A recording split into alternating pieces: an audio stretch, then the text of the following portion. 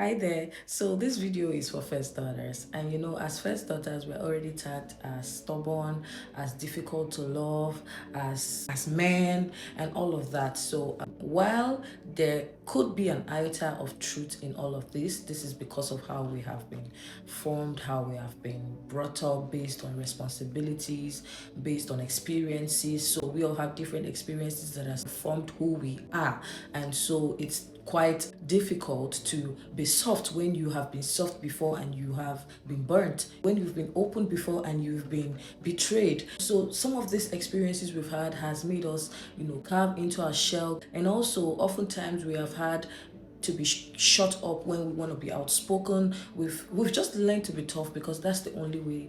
I mean, that's the only thing that helps us to survive, as first daughters. Be that as it may, I'm here to share 5 things that keeps you soft as a first daughter. The first one would be letting yourself receive help, right? It's okay for you to say, yes, I need help, and it's okay for you to receive help. Allowing people care for you reminds you that you also need support, right? You do not have to figure everything out on your own. Yeah. Number 2, buy little things that makes you feel happy, that makes you feel special. All right. You do not have to always sit around and wait for somebody to make you feel good or make you feel special. You can do certain things for yourself that makes you feel loved and that keeps you happy, no matter how small. And we're talking buying a book, skincare products, or going for a spa date. These small acts of self-love keeps your heart gentle instead of survival mode all the time. Number 3 would be resting without guilt. You already know that whenever you try to rest, that's when your phone starts to buzz. The whole world is like falling on your shoulders, and you feel like, okay, let me just get up and continue surviving and continue performing.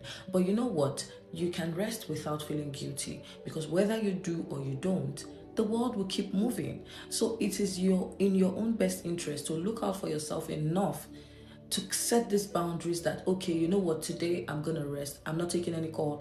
I'm not jumping to save anybody. I am relaxing, and nobody's gonna interrupt this so hours that I've set to rest. It is expedient that you take yourself as seriously as you take every other person. Number 4, I think this is quite hard, but then again, it is not impossible. Like I said earlier, some of us have had to express, and we felt the need to hold back because maybe it wasn't as received as we expected, or we weren't as understood as we expected. One of the major things that befalls us as first daughters is we are highly misunderstood, and that's okay. But anyways, what I'm trying to say in this point is, instead of hiding your feelings, express them, right? Express them softly, express them safely. Be sure of the people you're expressing to. Softness grows when you stop pretending that you are okay all the time. Trust me. Yes, sometimes that person that you can trust enough, just express. Tell them how you feel. Tell them, cry if you have to. Just sometimes be vulnerable. It brings out that soft girl in you. You don't always have to pretend that I got this, I'm okay. We all know sometimes that's just a facade. It's just a way of coping. It's a coping mechanism.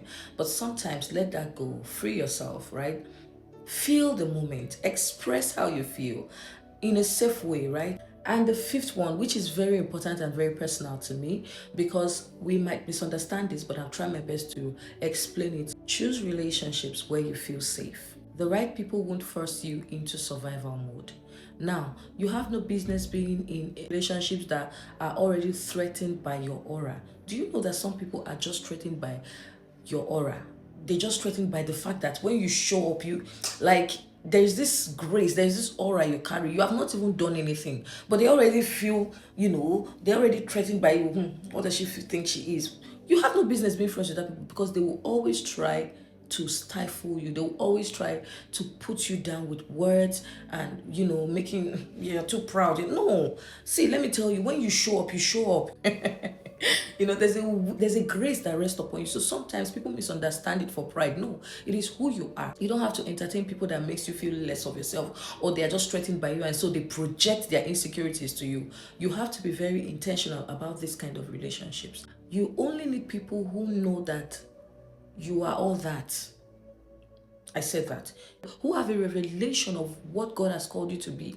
Maybe you don't look like it now, but they know that there's some seed of greatness in you, and they're ready to fuel it. They're ready to push you to become. Not people who are okay with you being a mediocre, and whenever you try to like go out of your way to do something exceptional, they begin to feel threatened and they try to bring you down. No, those are not the kind of people that you need in your life, okay? Feeling seen, heard, and appreciated allows your feminine softness to breathe.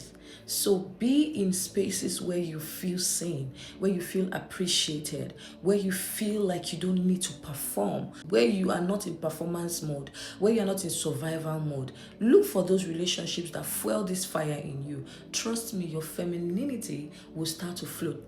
It doesn't happen overnight. I know this is real work we're talking here, but when you're intentional about doing it, like personally, I've also taken it serious. I want to be more feminine. I know I've always been a man, like quote unquote. So I'm trying to like flow into that feminine era, and this is what I'm doing for myself. I hope this helps. Have a good one. Bye.